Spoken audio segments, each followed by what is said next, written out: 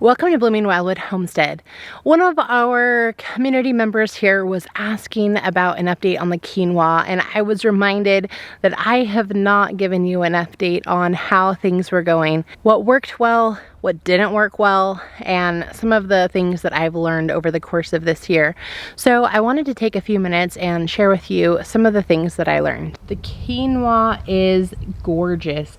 I don't know if you can see the vibrant colors here, but these are just beautiful, beautiful colors, and it's really loaded down with grain. I wasn't anticipating how heavy this was going to be, and so part of my situation here was that I was having difficulty supporting these plants. And I started out with a stick trying to keep them upright, but whether it was just the soil or the fact that I've gotten quite a bit of wind in here, just sort of blowing through this little area, the stick wasn't enough to keep the quinoa up. And so because of that, I ended up actually using a tomato ladder to try and give it more support, because once it's loaded down with these beautiful grains, it's just too heavy to keep it upright, even with the stick. So I needed something a little bit more, and this was definitely a learning curve for me. I was not really thinking about the need for support. So next year when I plant the quinoa again, I think I'm going to maybe either try like a stock panel fence where I could tie it to the fence more like you would with tomatoes or something like that, or I might go ahead and try the supports again. I just don't have enough supports for all of the quinoa plants that I want to do. So that's something I'm going to really have to keep in mind as I plant it again, which I am anticipating doing next year. I was in a big rush to get the quinoa planted. I had started everything from seed and it was ready to go into the ground. And so one of the situations that I ran into was that I had to hurry up and build the bed before I could get the quinoa into the ground. And I didn't take proper time and precautions to set things up so that I wouldn't have as much weed pressure. I wanted to get the quinoa out and planted. The plants were ready to go. I was transplanting them in here, and even though I had the grass down on that side, we got quite a bit of rain after I got the plants in here, and I didn't do my due diligence in trying to alleviate some of this weed pressure. And so it's been something I've been battling for the course of the year, and that has really been impactful. You definitely can learn something every time you try a new crop, and one of the things that I learned was don't rush it. I should have taken care of this weed pressure. So this fall, when I clean this out, I think I'm going to cover the whole thing here with some black plastic just to try and burn out some of this weed pressure. And then next spring, I want to make sure that I put down the weed barrier to try and help minimize some of that pressure that I've been dealing with this year. When I planted, it was a brief break in weather, and then we ended up with a lot of really wet, rainy period of time. And so because it was so wet and rainy, some of the plants were just kind of sitting there and the slugs moved in. So this particular area got hit hard with slugs because of the rain, and also rabbits, because I have some bunnies that have been roaming around this area. I've had to put up a guard to try and keep them out of the greenhouse area because they were eating everything from the greenhouse as well. So a lot of pest issues when it came to the plants actually getting started. Once the plants were kind of establishing and doing a lot better, then we started to move forward and started to see some progress.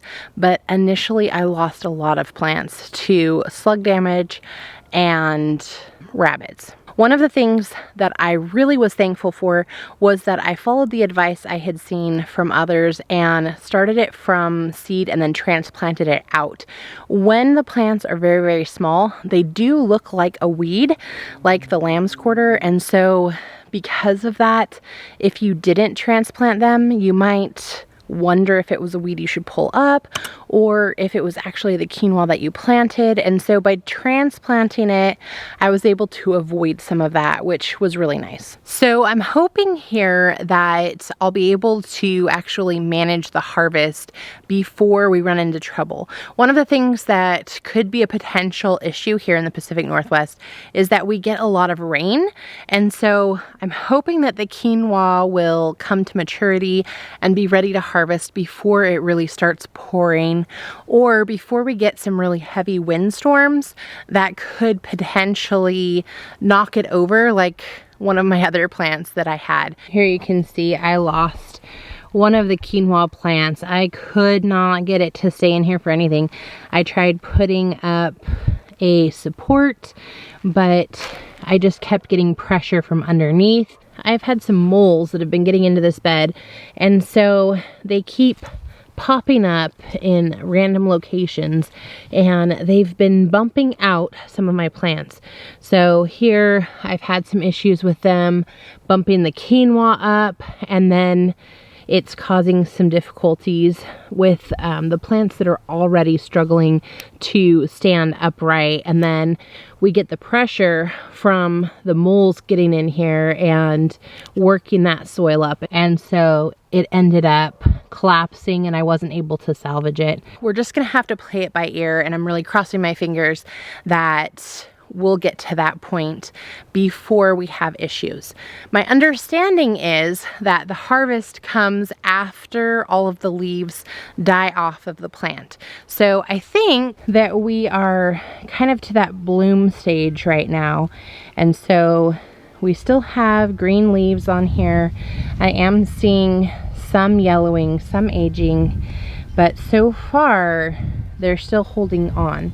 So I think I've got a little bit before the harvest actually happens, and I'm just hoping we'll be able to make it in time. We've got another beautiful plant here, and you can see, I don't know if this one's going to be as dark as one of the other ones that I have. It was a blend that I planted, and so it's possible that there'll be different colors. It does look like it's coming to that flower point. So I think it's just going to be a little lighter color, but it's definitely loaded, and that's what made it so top heavy. So when I get the wind, because it was so top heavy, it was wanting to fall over, and that is something that I had not planned for or prepared for when I first planted it. This guy here has kind of been through the ringer. It's fallen over a couple of times. It was my first alert that there was an issue. So you can kind of see here the top part is slightly curved because it had kind of fallen over and was having some difficulties. But, you know, it's coming along.